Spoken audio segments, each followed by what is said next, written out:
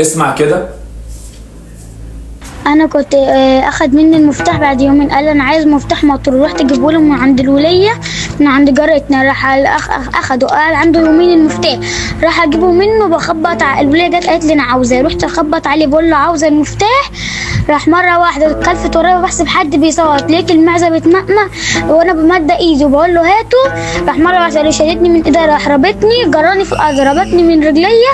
جوه، دخلني جوه، حلقني البطاريه، راح كافيني في الارض، وفضلت اصوت اصوت اصوت، وهو بيعمل لي حاجات قله ادب، عم يقول لي قولي ماشي، راح مره واحده بعد بيقول لي الباب بيخبط، طلع يبص لها اختي بره،